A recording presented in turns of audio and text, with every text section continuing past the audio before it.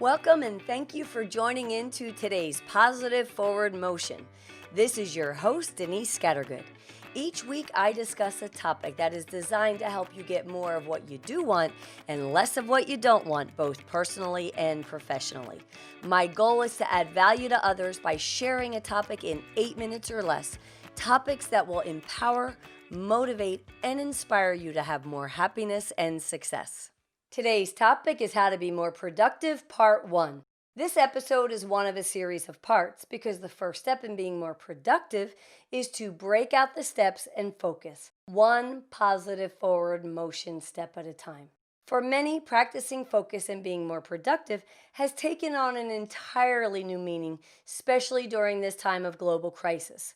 Many are working from home and are learning how to juggle work, home, and family responsibilities all at the same time, all under the same roof, nonstop, day in and day out. Prior to COVID-19, many started their days much different than they do now. Each family member went off to their prospective corners. Kids went off to school and parents went off to work. Perhaps you've been furloughed and you have more time to work on all the things you've been putting off, but you're feeling as if you're just not as productive as you wish you could be. Either way, I'm happy you're here listening in because we can all use help with being more productive at some point in time in our lives. So let's start by understanding, what does it even mean to be productive? Well, to have a productive day means actually working productively on your highest priority activities. It also means hitting targets and getting results that help move projects and tasks forward. Being productive does not mean you hurry around doing more and more and more. It means planning and working effectively and efficiently, using time as a guide and following a system for success. You see, we all have the same 24 hours in our day. And while some people can seem to zip through their days effectively and efficiently, being super productive, for some of us, it can seem like we run around doing all day, and when the day comes to an end, we don't feel any more accomplished or productive than we did when we first started. And I have good news, and that is that learning to manage your time and follow a system to be more productive is something that every single one of us can do. It just takes practice. And that's why I'm breaking this episode down into 4 parts. Each week, you're going to be given action steps to practice, and once you feel you've accomplished the steps, then I suggest you go on to the next episode and so on. So for some episodes, it might take a weekly practice. For others, it might take you 2 weeks of practice. It doesn't matter. Whatever it is for you, it's okay because we all have the same common goal in mind, and that is to be more productive and efficient in both our personal and our professional lives. And if you're thinking, well, my life is just a little too crazy right now, I would say just the opposite is true. Because if you learn how to be more productive now, while our lives have been thrown off schedule, we will really help us to be centered and focused and positively productive when things get back to somewhat of a normal schedule. So let's get started with just 3 things that I'd like you to focus on for this week. Number 1, understanding and pushing through procrastination. Procrastination is when we put the most important or hardest tasks on the back burner. And there's a lot of reasons we do this. Fear of failure, low energy, a lack of focus. They're just to name a few. And doing what is most important or hardest first is difficult. And it's difficult because it goes against our human nature. It's in our nature to want to avoid doing difficult things. And the best way to push through procrastination is to identify the large, important, challenging tasks and knock them out first. And when I say first, I mean immediately, regardless of what we want to do. Because thanks to our survival instincts, there's never going to be a time when we want to do the challenging stuff first, so we must make ourselves do it. So this week, I want you to identify just 2 procrastinations that you have. Pick one that's personal and pick one that is professional. Let's say, for example, your personal could be you want to clean out the garage, you want to organize your paperwork to get your taxes done, or maybe you just need to have that much needed but tough conversation with your partner.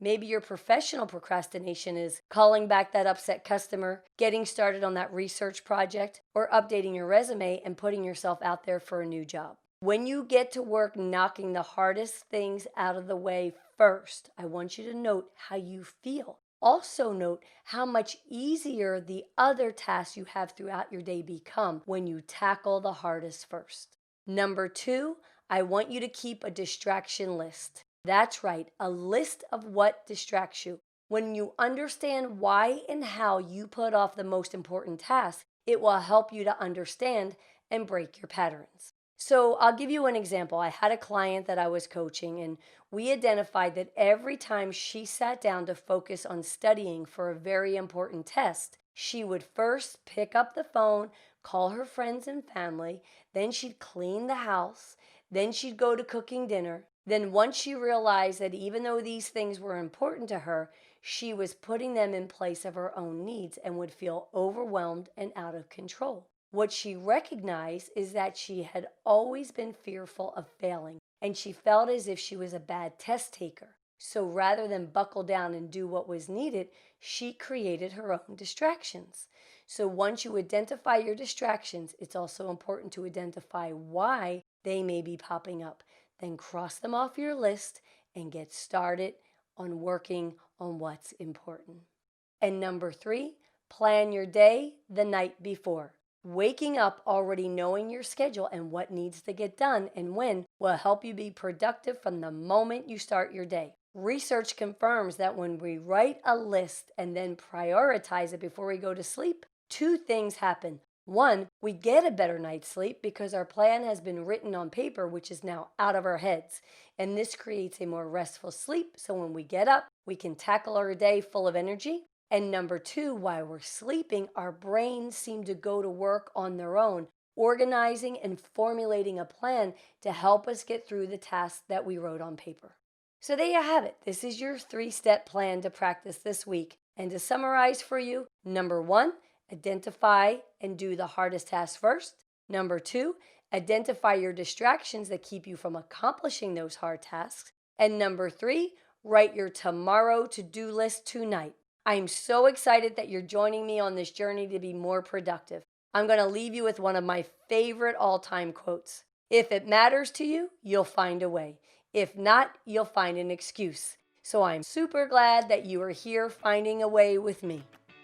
If you would like a free PDF worksheet of this episode's action steps, you can find a downloadable link under each podcast episode on my website, denisescattergood.com. Don't forget to stay in the loop of all things positive forward motion by following me on Instagram and Facebook at Denise Scattergood, and you can find me on Twitter at Alert Trainers. To add even more positivity in your life, you can text the word positive to 31 31 31, and you'll have special messages from me sent directly to your phone. If you like this episode, please review and share the podcast to help us spread our message of positive forward motion around the world. And don't forget to tune in every Wednesday for a brand new episode. As always, I'm wishing you continued success and happiness, both personally and professionally. And remember to keep up the positive forward motion.